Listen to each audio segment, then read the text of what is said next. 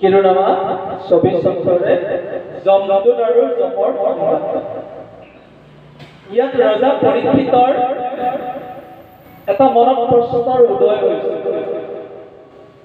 বক্তা গুৰু শ্ৰী শুকদেৱে কৈ আছে, তাৰ মাজতে শ্ৰৱণ কৰি যোৱা একান্ত মনে শ্ৰৱণ কৰি যোৱা পৰীক্ষিতে মৃত্যু ভয় নাইকিয়া হৈ গৈছিল। আমি এতিয়া কোনখন ভাগৱত শুনি আছো জানে? 7 দিনত তক্ষকে দংশন কৰিব নিজৰ কৰ্ম ফলত ৰজা পৰীক্ষিত জীৱনৰ অন্তিম সময়ত তক্ষকক দেখি তক্ষকৰ গাতত দণ্ড ল'বলৈ এইটো ভয়ত নাৰায়ণ ক্ষেত্ৰত অৰ্থাৎ গংগাৰ পাৰত তেওঁ এই মহাভাগৱত শ্ৰৱণ কৰিছিল গুৰু শ্ৰী শুকদেৱৰ মুখেৰে। অজামিলে যেতিয়া কাহিনীটো কৈ আছে শুনাই পাই আছে, গম পাই গ'ল যে বিষ্ণুদূত 4জনৰ হাতত যমদূত 3জনৰ পৰাস্ত ঘটিছিল। আত্মাটো নিব নোৱাৰিলে, গুচি গ'ল। যিহেতু এজন স্বামীয়ে বা মালিকে কাম এটা পাচিছে তেওঁৰ দ্ৰুতক, তেওঁৰ চাকৰ, সেই কাম কৰা মানুহকেজনে আত্মাটো নিব নোৱাৰিলে।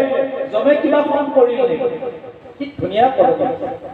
খং কৰিলে কিবা বুজাই দিলে নে জানিবলৈ মন গৈছে। ইমান ধুনীয়াকে কৈছে যে যমৰ আগত গয়া গোচৰ দিলেক যেৱে তিনি দুটে মহাপীড়া পায় কেনবা প্ৰবোধ বাক্য বলিলন্ত তাক পাছে শুনিবাৰ মোৰো ইচ্ছা যায়। হে গুৰুদেৱ, মই গম পালো অজামিলে নাম লৈ মুক্তি পাই গ'ল, বিষ্ণুদূতে বৈকুণ্ঠলৈ গ'ল, আকৌ নিব আহিল।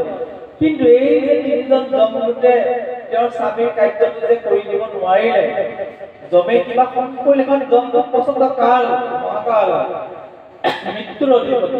কৈছে যমৰ মহিমা কি কম, পাতকী লোকত আদি কৰে যিটো উগ্ৰ শাস্তি। সেইকাৰণে জনা ব্যক্তিয়ে পাপ কাৰ্য ভক্তি লাইনলৈ অহাৰ পিছত আমি সকলোৱে পাপ কাৰ্যবোৰ লাহে লাহে ক্ৰমাগতভাৱে কমাই আনিব লাগে। পাপ কাৰ্যৰ ভিতৰত মিছা কথা কোৱাটো অন্যতম। কেতিয়াও কাহানিও মিছা কথা কোৱাৰ প্ৰয়োজন আহি নপৰে। আনক আঘাত কৰা, অন্যায় কৰা, এইবিলাক পাপ কাৰ্যৰ ভিতৰত। জীৱ হত্যালৈ মই নগলোৱেই। আমাৰ মানুহে কলিযুগত জীৱ হত্যা কৰিব নালাগে, ধুনীয়া ধুনীয়াকে বস্তু ৰেডি হৈ আছে, অনলাইনতো আহি যাব নহয়। কিন্তু এই যে কোনোবা এজনক অন্তৰত দুখ দি আপুনি কিবা এটা ক'লে, কিয় পাপ কাৰ্য, আপুনি বাক্যৰ পাপত কৰিব। সেইকাৰণে সকলোকে সমদৰ্শিতা দিবলৈ শাস্ত্ৰই সিদ্ধান্ত দিছে। তাহাৰ আদেশ চন্দ্ৰ নতুকৰৈ প্ৰয়োজন মহিমা পৰম যমৰাজা। যমৰাজাৰ ইমান শক্তি, ইমান মহিমা, তেওঁৰ আজ্ঞা আজিলৈকে কোনেও ভংগ কৰা নাই। কিন্তু অজামিলৰ কাহিনীটো ভংগ কৰিব লগা হৈ গ'ল। এতিয়া যমৰ কিংকৰে কি কথাৰে সাক্ষী দি তেওঁক বুজনি দিলে আৰু আত্মাটো নিব নোৱাৰাৰ বাবে তেওঁ কেনেকুৱা প্ৰতিক্ৰিয়া হ'ল জানিবলৈ বিচাৰিছে। আজি ডিচেম্বৰৰ 29 তাৰিখ, এইখিনি সময়ত শীতৰ প্ৰকোপটো তুংগুত থাকে, তাকো সন্ধিয়া সময়, নিশালৈ আগবাঢ়ি গৈ আছে। ইমান ঠাণ্ডাটো আপোনালোকে আহি বহি আছে, কেনেকে বহিব পাৰিছে? ইয়াত লিখিছে, তাকে লিখিছে।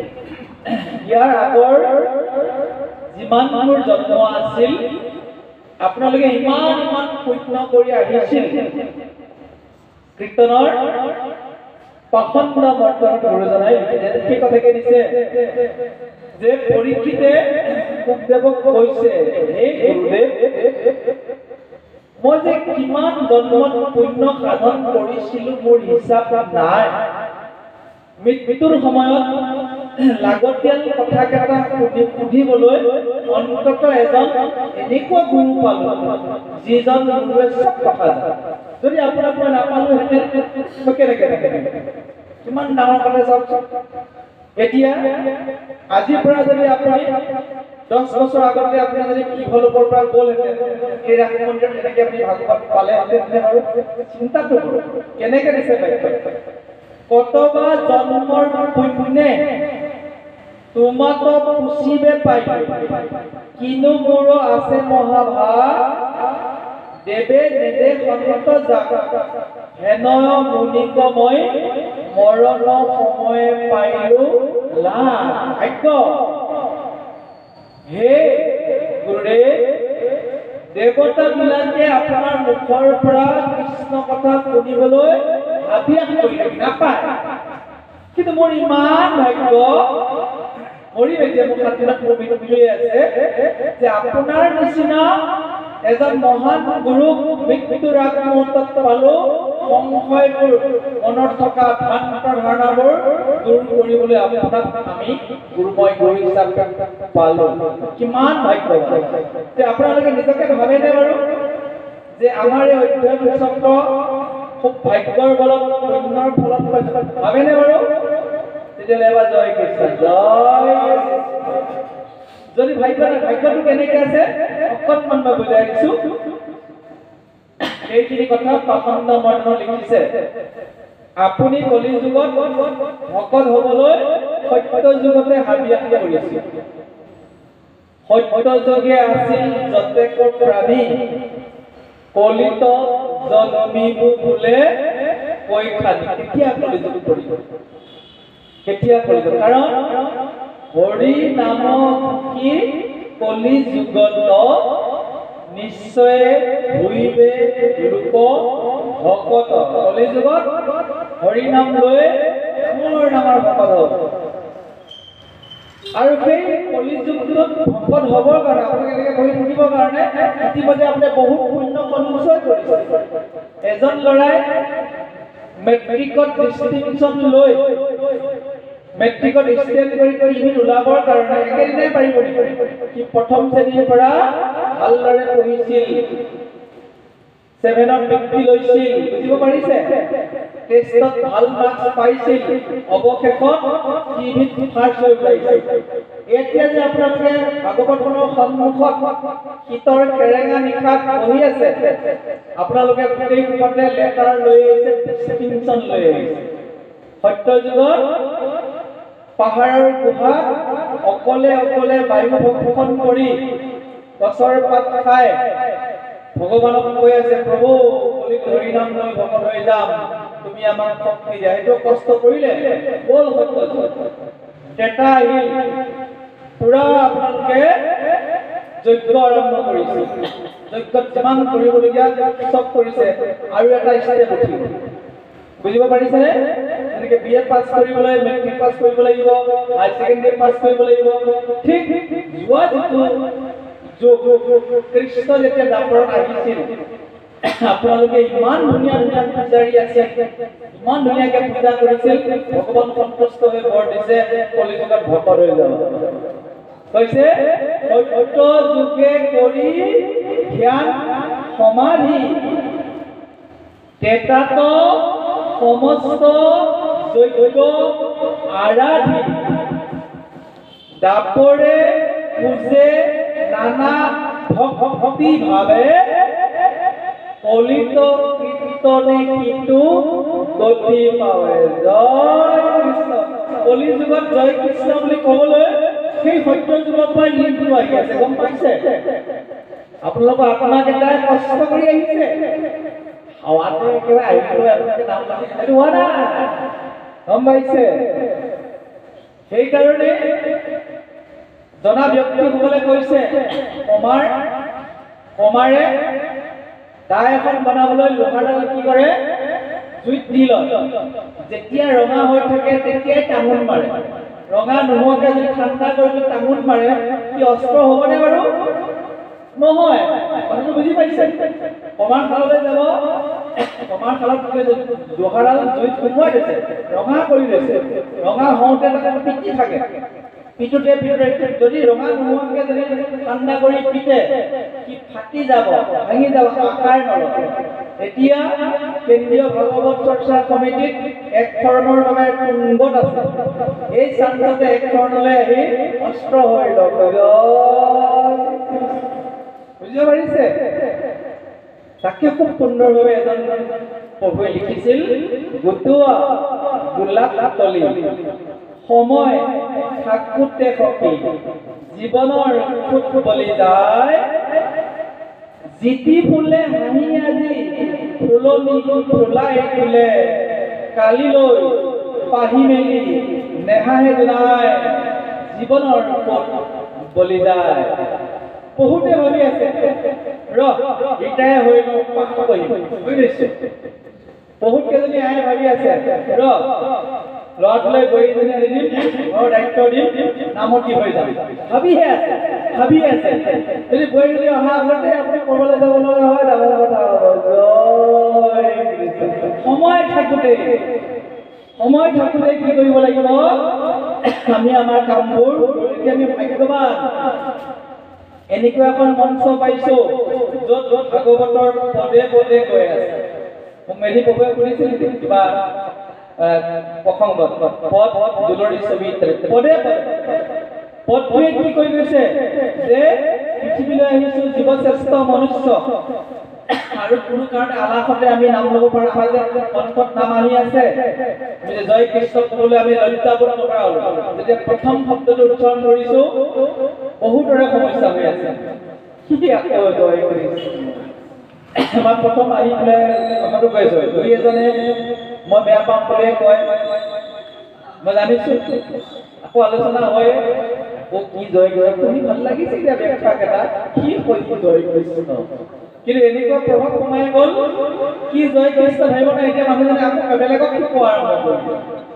এইটো ভাগ্য নহয়নে বাৰু সেই জন্মবোৰৰ পুণ্যৰ ফলত কণ্ঠত নাম থিতাপি লৈছে কিন্তু ইয়াক মিছাতে ব্যভিচাৰ কৰি নকৰ শাস্ত্ৰই কি সেইটোলৈ উল্লেখ কৰিব আৰু জানো আৰু এই পুণ্যখিনিৰ কাৰণে কান্দি সুখদেৱৰ আগত পৰীক্ষিতে কৈছে মই কিয় ভাগ্যৱান মোৰ ককা দেউতা অৰ্জুন আছিল কৃষ্ণৰ সখী মোৰ পিতৃ অভিমন্যু কৃষ্ণৰ শিষ্য অস্ত্ৰবিদ্যা কৃষ্ণক অভিমন্যু কোনে শিকাইছিল কৃষ্ণই শিকাইছিল মোৰ বংশটোত ইমান ভাল ব্যক্তি আছিল যাৰ তেজ মোৰ শৰীৰত প্ৰবাহিত হৈ আছে আপোনালোকৰ যি এই বহি থকাৰ ধৈৰ্য ভাগৱত শুনাৰ যি স্পৃহা আপোনালোকে এই মন এই তেজ সত্য যুগৰ পৰাই কঢ়িয়াই আহিছে যেতিয়া আপোনালোকে ভগৱানৰ পৰা বিচ্ছেদ হৈ আহিছিল খুব কান্দিছিল আপোনালোকে পাহৰিলে আমি পাহৰা নাই জয় জগতক সংহৰি ফুটি আছে নাৰায়ণ প্ৰথম নিশ্বাসতে বাজ ভৈল বেদগণ জগাইলা বিষ্ণুক হৰি ভক্তি ভাৱে নত ভাৱে যিদৰে জগাৱে চক্ৰৱৰ্তীক জগাৱে তেওঁ লীলা কৰিবৰ বাবে জীৱবোৰ তেওঁৰ লগতে আছিল ক'লে মই এতিয়া লীলা কৰিম তোমালোকে যোৱা পৃথিৱীলৈ প্ৰভু তোমাক এৰি যাব লাগিব কেতিয়া পাবা যেতিয়াই তুমি ভকতৰ সংগ পাবা মোৰ নামক সুদৃঢ়ভাৱে ল'ব পাৰিবা তেতিয়াই মোৰ ওচৰলৈ আহি যাব পাৰিবা কিমান দিন হ'ল তেওঁৰ লগত বিচ্ছেদ হৈ থকা তেওঁ এটা ৰূপ আছে বৈকুণ্ঠত চিন্ময় ৰূপত বৈকুণ্ঠত মূৰ্তিমন্ত হৈ আছে আৰু এটা ৰূপ আমাৰ হৃদয়ত আছে এই হৃদয়ৰ আত্মাক প্ৰথমে আমি দৰ্শন কৰি সকলোৰে হৃদয়ত ভগৱানক দৰ্শন কৰি নাম লৈ যাব লাগিব এই সুবৰ্ণ সুযোগ এই সুযোগ হেৰুৱালে আমি কিমান কোটি কোটি বছৰ আকৌ যন্ত্ৰণা ভোগ কৰিম এতিয়া যিদৰে সুখদেৱক সাক্ষাতে গুৰু হিচাপে পাইছিল পৰীক্ষিতে আপোনালোকৰ সাক্ষাৎ গুৰু এতিয়া পুথি গুৰু মনত ৰাখিব ঘৰত শাস্ত্ৰখন ৰাখকে ভাগৱত ৰাখক অনুবাদ গ্ৰন্থ ৰাখক লগত নাই কাৰোবাৰ আছে পঢ়ক নাম ঘোষাখনটো কিনিব পাৰিব 30 টকা মাত্ৰ সৰু নাম 20 টকা সেইখনো এখন পুথি তাক এখন গুৰু মানে তাক কি কৰক আপুনি শুশ্ৰূষা কৰক অধ্যয়ন কৰক আটাইতকৈ ইমান ধুনীয়া এটা যুগত আছো যদি ঘৰত মোবাইল ফটো আছে ল'ৰা ছোৱালী ক'ব যে মোক পুৱা আৰু গধূলি এঘণ্টা ভাগৱত শুনাই নাই। ইয়াতকৈ কিবা শ্ৰেষ্ঠ যুগ আছেনে বাৰু? চাওক, আমি এনেকুৱা এটা সন্মিলনত জন্মগ্ৰহণ কৰিছো, 4,32,000 বছৰ এই কলিযুগটো। এতিয়া 4 লাখ, এতিয়া চলি আছে 5,126। 14 মাহৰ পূৰ্ণিমাৰ সন্মুখৰ যিটো প্ৰতিপদ থাকিব 27 বছৰ ধৰি এই 14 মাহ আহি আছে। মহাকুম্ভ মেলা আহি আছে ন, আৰু কৃষ্ণ মাঘ ফাগুন চৈত আৰম্ভ হৈ যাব আকৌ আমাৰ যুগান্ত। এতিয়া ইমানবোৰ হাহাকাৰ, যিটো ৰাস্তাত সৰুতে গাড়ী এখন দেখা নাপাওঁ, আৰু কোনো ৰাস্তাত এখনো গাড়ী দেখা নাপাওঁ। এতিয়া ইমান ভিতৰুৱা গাঁও, ৰাস্তাটো ইটোৰ পৰা সিটোৰ পৰলৈ যাব লগা হ'লে কেইবাবাৰো চাই ল'ব লাগে। এয়া 5,126 আহে।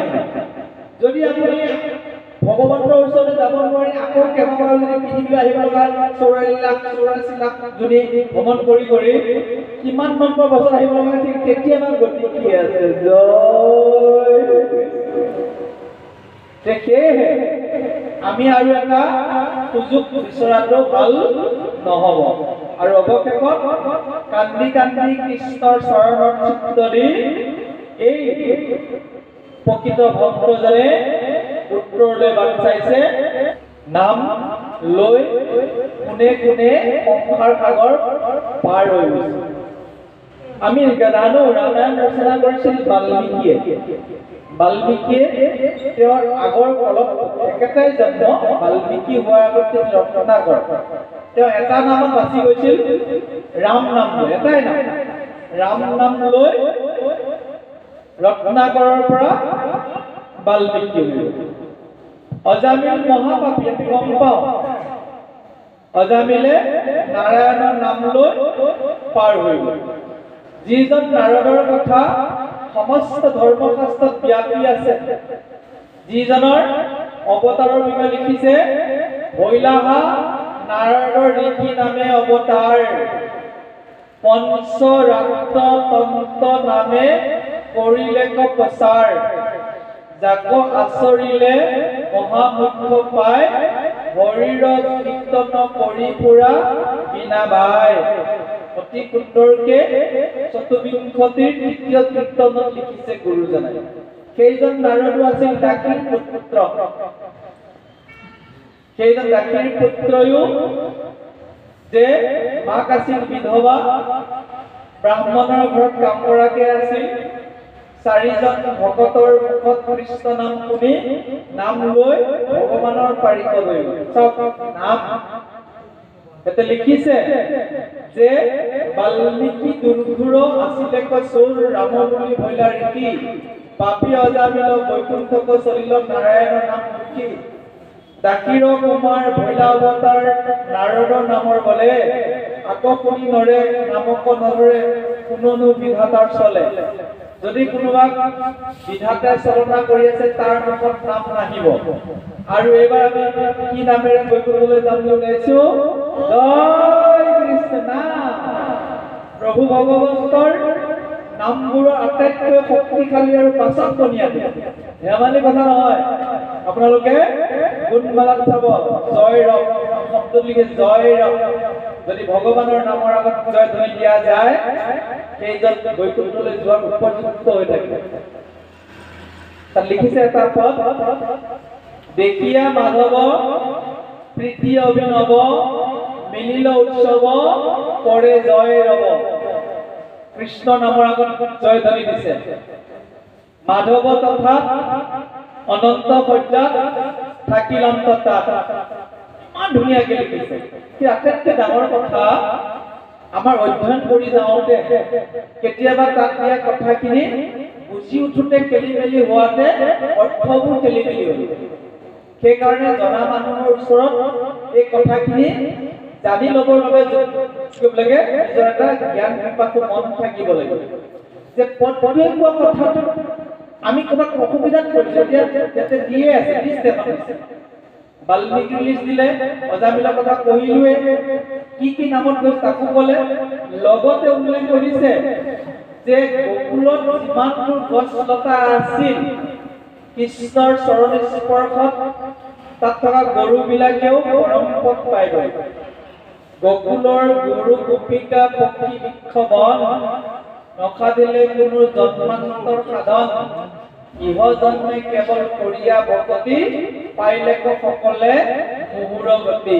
সিদ্ধান্ত দিছে, উদ্ধৱক সিদ্ধান্ত দিছে যে জ্ঞানে কৰ্মে তপে গতে যি সাধে গতি দানে বা সন্যাসে পাৱে জাকক সম্পত্তি ভকতে সুখে বহি পাৱে তাক উদ্ধৱৰ আগে কৃষ্ণৰ বাট ভকতেকে মোক কৰে বৈশ্য কহিলো উদ্ধৱ তোমাক ইটো ৰহস্য শ্ৰৱণ কীৰ্তন যাৰ অভ্যাস নচাৰন্ত হৰি তাহাৰ পাপ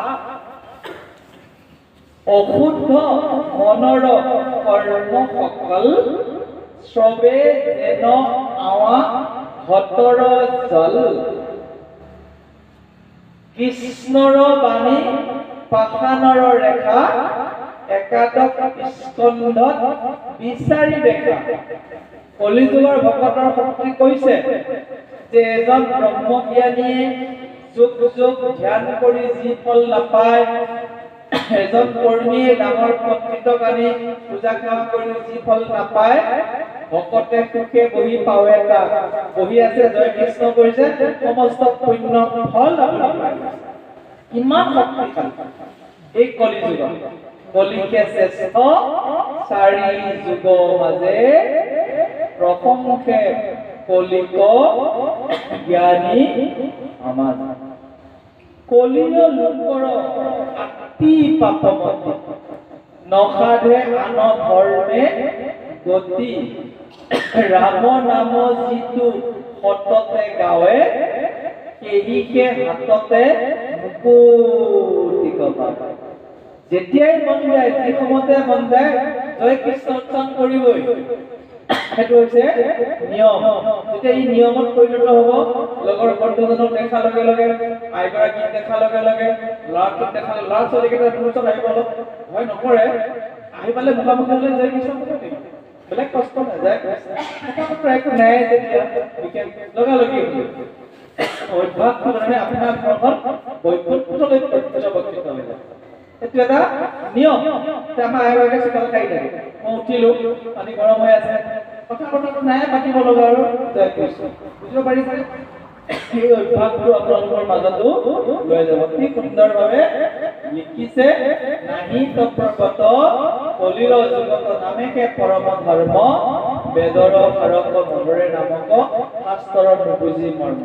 যে কিছুমানে নামৰ মহিমাটো নাজানি আন আন কথা ভাবি আন আন কথা আলোচনা কৰি সময়টো পাৰে। সময়টো এনেকুৱাহে ঈশ্বৰৰ নাম লোৱা, তেওঁৰ ৰূপ ধ্যান কৰাটো আমি আজি অকণমান তথাপিও পদত সোমাম। যিহেতু পদত নোসোমালে সেই দূতকেইটাই গৈ কেনেকুৱা ধৰণৰ আবেদন দিবগৈ, আপোনালোকৰ অকণমান উৎকণ্ঠা হৈ থাকিব। ভাবিছিলো শীতৰ সন্ধ্যা ডাকি ৰাম পাইছিলো, তথাপিও আৰু অকণমান আগুৱাই যাবলৈ আগবাঢ়িছো। অকণমান জয়